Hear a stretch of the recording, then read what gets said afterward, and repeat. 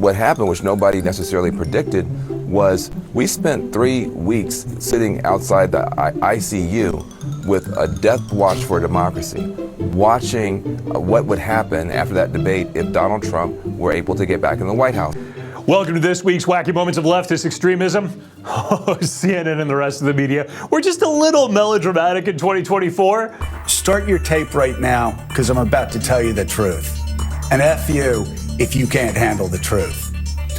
This version of Biden, intellectually, analytically, is the best Biden ever. Yeah, that went well. And then suddenly, a crack open of hope.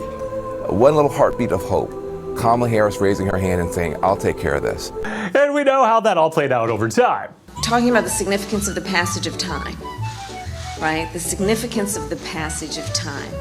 So when you think about it, there is great significance to the passage of time in terms of what we need to do. But we are now relatively Kamala-free. I mean, it's 2025, Trump won the election, so it's time for a wrap-up. So let's take a glimpse of what the insane leftist media predicts our future may hold. Things like the idea of women. Now we have a woman at the top of the ticket, and women voters are looking at this election as a life or death choice. The binary choice is democracy or Trump, and for women, it's our lives or Trump.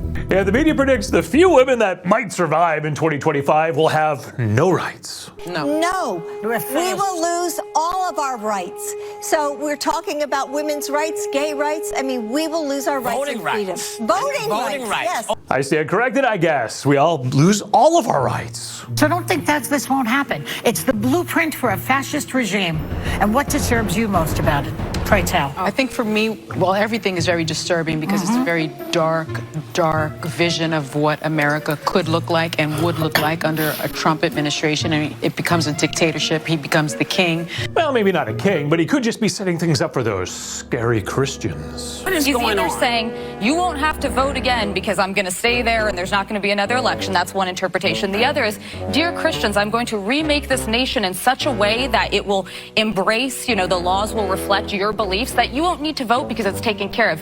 Either, I think, should be concerning. It was very ominous and scary the way he said it, but the explanation of it being possibly, don't worry, we're going to get everything in line for the Christians, that's Project 2025. Well, so yes. Either way, you're saying something pretty scary.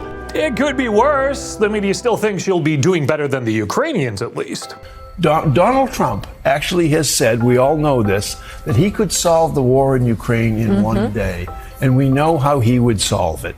He would say, Vlad, it's yours. He would turn it over to one of our fiercest enemies. But that's abroad. Here at home, all American values will be gone.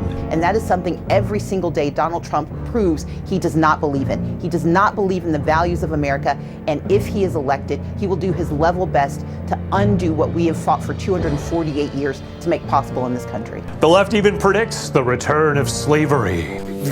Take a look at the things that they're rolling back. Remember I said ages ago, they, in their minds, they want to bring slavery back. They're okay with it. Now, I wonder if that will come before or after Trump breaks up all the interracial marriages and redistributes the white spouses.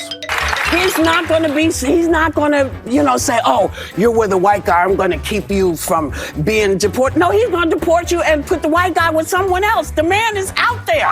Somebody's out there. It's just might be the media.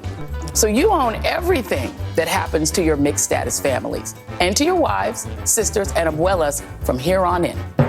Crazy town. I mean, the leftist media has warned you. Sure, prices under Biden hit record highs, but under Trump, they predict prices will soon go even higher. Yes, life's expensive. Groceries are expensive. Your insurance is expensive.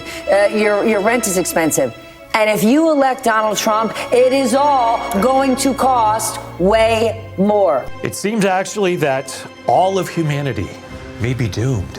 We are not at a point right now to be talking about policy difference. This is not about economic difference because we are not running against a normal human being. Right. We are running against Donald Trump, who is an existential threat to humanity and democracy. But I certainly don't want you to think that the leftist media is just a bunch of negative Nellies.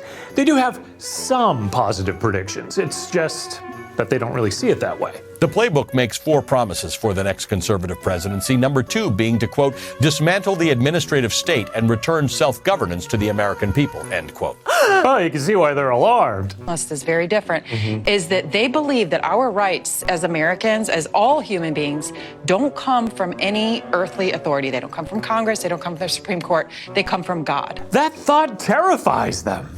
But look, it's a dangerous game. You know, the president-elect has also promised mass deportations on day one. We heard that just today from his border czar. Remember, on the other side of a mass deportation is a country that is all of a sudden receiving, thousands of people back. That, they could stop that if they wanted to. Whoa, wait. They wouldn't want any of these people back? I wonder why not. The left is also concerned that the commander-in-chief can give orders to the military. He's going to be dictator on day one. He wants to punish with the Air Forces, whatever we have, the armed forces. He wants to punish people who disagree with him, like people like us. Ooh, the Air Force taking out the view. I don't think it's likely, but hey, here's to 2025 and another year of dealing with the insane leftist media. It's valuable to think ahead to what may happen in a second Trump term. This is frankly speculative nonfiction. I'm Eric Shiner saying don't just speculate on the leftist insanity, activate against it. Visit the MRC homepage, click on that donate button, visit mrc.org for all the latest in videos, information, and entertainment. And be sure to like, share, and subscribe to these videos. We'll be back soon with another look at leftist media madness.